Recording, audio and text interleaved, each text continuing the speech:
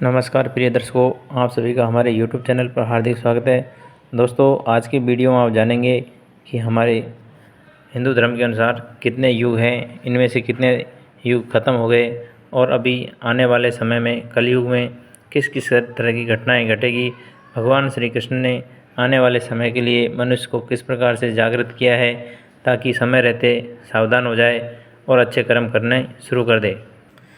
प्रिय दर्शकों, इस वीडियो में आप जानेंगे कि किस प्रकार से कलयुग में घटनाएं घटेगी और आप जानेंगे कि किस प्रकार से एक एक करके तमाम पेड़ पौधे नष्ट हो जाएंगे तथा सभी जीव जंतु खत्म हो जाएंगे और धरती पर किस प्रकार से अकाल होगा और किस प्रकार से मानव जाति या फिर बोले कि कोई भी जीव जंतु धरती पर नहीं रहेगा। दोस्तों, पूरा जानकारी लेने के लिए वीडियो के अंत तक ज़रूर बने रहे। अब मैं वीडियो शुरू करता हूँ। प्रिय दर्शकों, आप सभी जानते हैं कि 4 युग होते हैं, एक सतयुग, एक त्रेता, एक द्वापर और एक कलयुग। प्रिय दर्शकों, सतयुग में 100% अर्थात 100% पुण्य हुआ करता था। उस समय धर्म के 4 पग होते थे। मनुष्य की लंबाई 32 फीट या फिर बोले 21 हाथ होती थी। प्रिय दर्शकों, इस युग में राजा हरिश्चंद्र, जिसका कथा आप सभी लोग जानते होंगे, जिन्होंने अपने सत्य के बल पर आज भी ऐसा नाम अमर कर गए कि हमारे लिए उदाहरण पेश कर गए। कोई भी कहता है कि आप बड़े सती राजा हरिश्चंद्र हो, जो आप सच्चाई बोलते होंगे।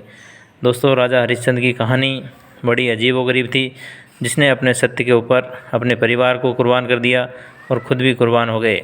ऐसे थे राजा हरिश्चंद्र, जिन्होंने सतयुग में आकर जन्म लिया। अब आता हूँ त्रेता युग। प्रिय दर्शकों, यहाँ पर 75% पुण्य होते हैं तथा 25% पाप होते थे। इस युग में मनुष्य की लंबाई 21 फीट तथा बोले तो 14 हाथ होती थी। इस युग में भगवान श्री हरि ने वामन का अवतार लिया, जिसमें राजा बलि एक हुए थे, जिनको बहुत ज़्यादा दान देने पर घमंड हो गया था। श्री हरि ने राजा बलि का घमंड तोड़ने के लिए वामन के रूप में अवतार लिया और 3 पग भूमि मांगी। 3 पुग में ही उन्होंने सारे संसार को, पाताल को, सबको नाप लिया। अब राजा बलि अपने वचन के अनुसार झूठे पड़ने लगे। उन्होंने अंत में अपना सर नीचा कर दिया, तो राजा बलि ने उनको पाताल लोक में, भगवान हरि ने उनको पाताल लोक में पहुंचा दिया।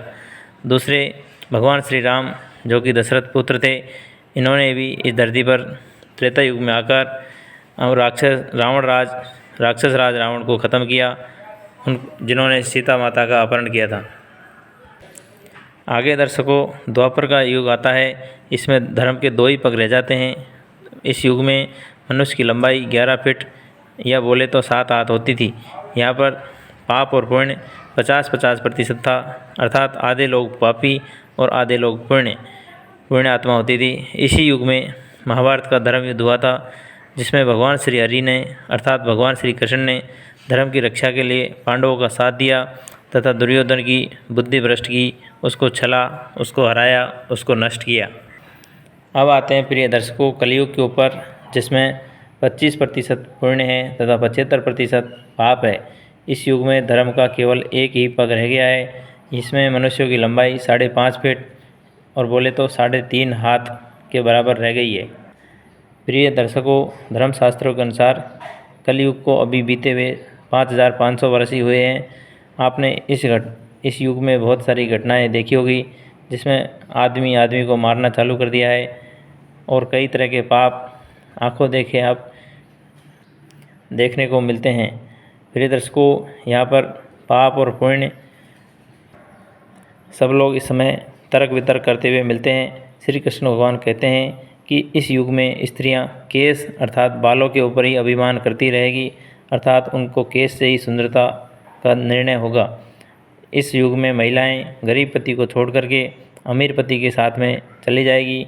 जैसे कि आप सभी देखते होंगे कि आजकल नौकरी लगते ही किस प्रकार से औरतें अपने पति का त्याग समर्पण छोड़ करके अमीर पति के पास चली जाती है। जैसा कि थोड़े दिन पहले ज्योति मौर्य SDM का वर्णन आपने एक चप्पे पर सुना होगा। एक सोशल मीडिया, किसी भी न्यूज़पेपर कहीं बाकी नहीं रह गया था।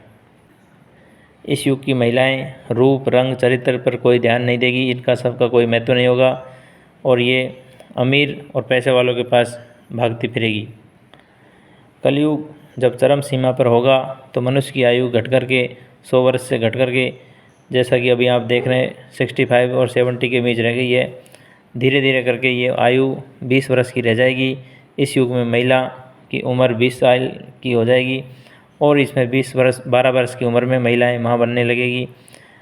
कहा जाता है कि इस युग में बहुत बड़े माल्यक्ष राजा, जो कि धर्म के बारे में कभी नहीं सोचेंगे, हमेशा दुष्टता करते रहेंगे, ऐसे राजाओं का राज होगा।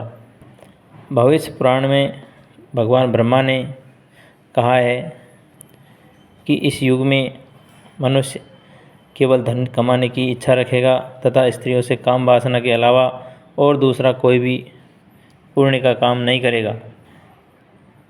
काम वासना इतनी बढ़ जाएगी कि आने वाले कलयुग में भाई और बहन के बीच कोई लोक लाज नहीं रह जाएगी। माँ अपने बेटे को नहीं बख्शेगी, पिता अपने पुत्र को नहीं बख्शेगा। इस प्रकार से बिल्कुल अंधकार छा जाएगा।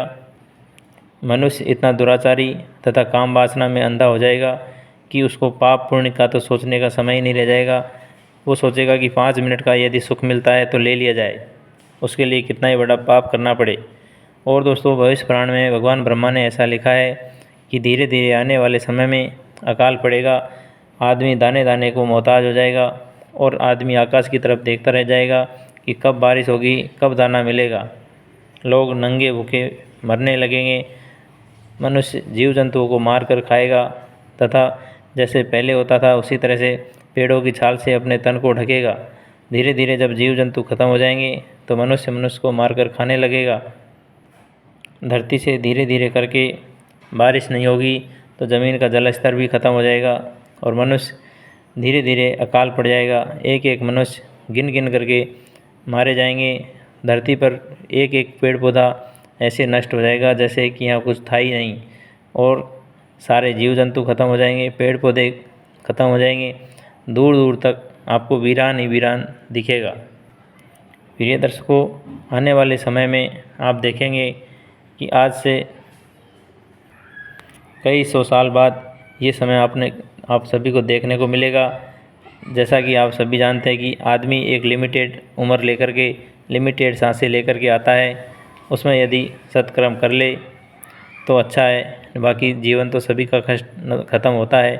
दोस्तों, इस वीडियो में आपने जाना कि धर्म हमारे 4 युग होते हैं, इनकी क्या क्या विशेषता थी और अभी इस समय जो कि देखने को मिलता है कि किस तरह से आदमी कीड़े मकोड़ों की तरह जीवन जीता है। कब किसको मचल दिया जाए, कब किसको मार दिया जाए, किसी के दिल में रत्ती भर भी दया धर्म नहीं होता है। कुछ दिन पहले उज्जैन में एक घटना घटी थी जिसमें आपने देखा होगा कि एक नग्न 12 साल की लड़की 3-4 किलोमीटर तक भटकती रही, 3-4 घंटे तक मदद मांगती रही। किसी एक ने भी धर्म का हिस्सा नहीं दिखाया और उसकी रक्षा नहीं किया। प्रिय दर्शकों, इतनी छोटी उम्र की लड़की से क्या किसी की दुश्मनी हो सकती थी, लेकिन ये कलयुग का प्रभाव है।